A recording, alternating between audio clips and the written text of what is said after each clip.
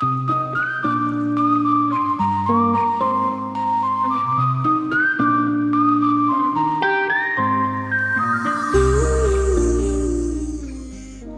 genetics influence behavior. Behavior is a complex trait influenced by genetics, environment, and experience. Let's dive into the role of genetics in shaping our behavior. Inherited traits. Many behavioral traits have a hereditary component. Genes passed down from parents can influence personality traits such as extroversion, introversion, and neuroticism.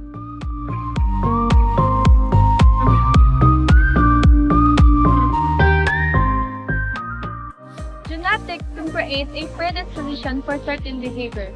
This means that some individuals with specific genetic variations may be more or less likely to engage in specific behaviors.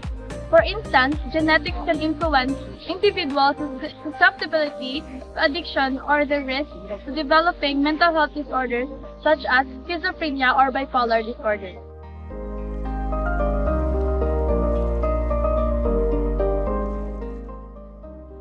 Genes can impact neurotransmitter regulation, affecting an individual's susceptibility to mood disorders such as depression and anxiety.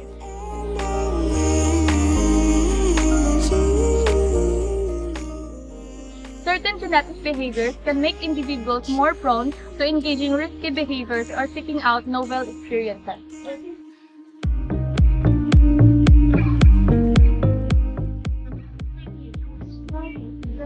Inherited disorders. Some behavioral conditions are directly linked to specific genetic mutation or disorder, like autism, spectrum disorder, and ADHD.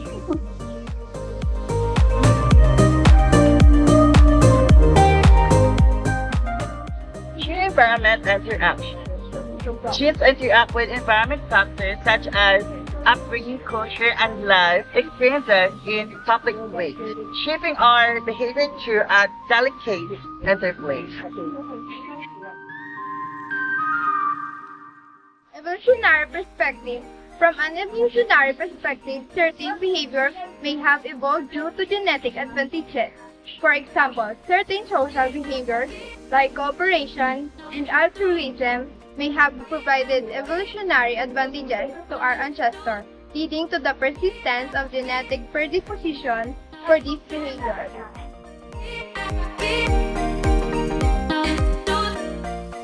Epigenetic changes can affect behavior by switching genes on or off without altering the DNA. Sequences, environmental factors like diet, stress, and toxin exposure can influence these changes and in turn affect behavior. In summary, genetics play a significant role in behavior, contributing inherited traits, predispositions, and susceptibility to certain conditions. But remember, it's the intricate dance between genes, environment, and individual experiences that truly shapes our behavior.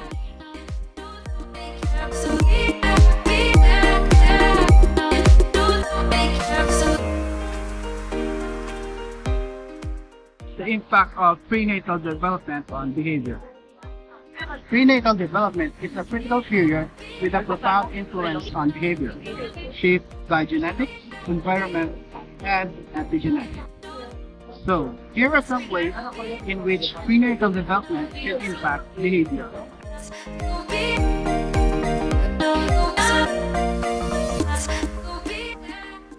First is genetic inheritance. Genes inherited from parents determine brain structure and function, impacting personality traits like introversion, extroversion, and emotional stability.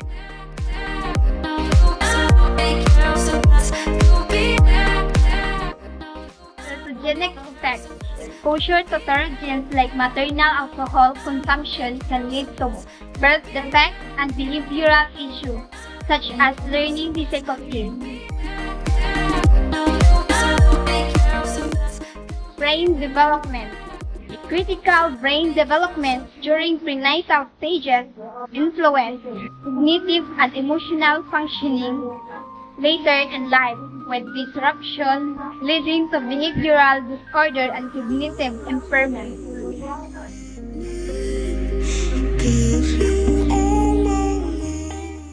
Neurotransmitter system. Prenatal factors can disrupt development and regulation of neurotransmitter systems, contributing to conditions like depression, anxiety, and ADHD.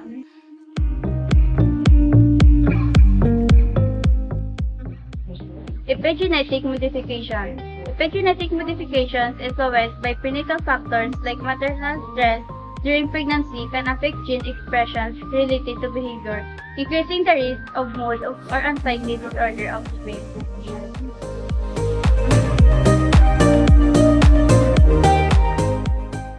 Hormonal exposure. Hormonal exposure such as cortisol and sex hormones during prenatal development may contribute to conditions like gender dysphoria or mood disorder.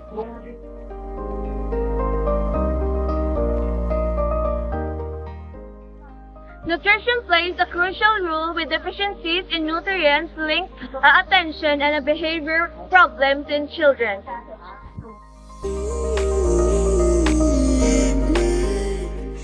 Maternal stress and emotional stress can influence the fetal development, increasing the risk of anxiety and conduct behaviors.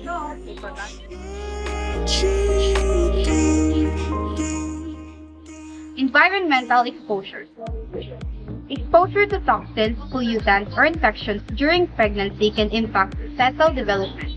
This exposure, for example, has been linked to cognitive and behavioral problems in children.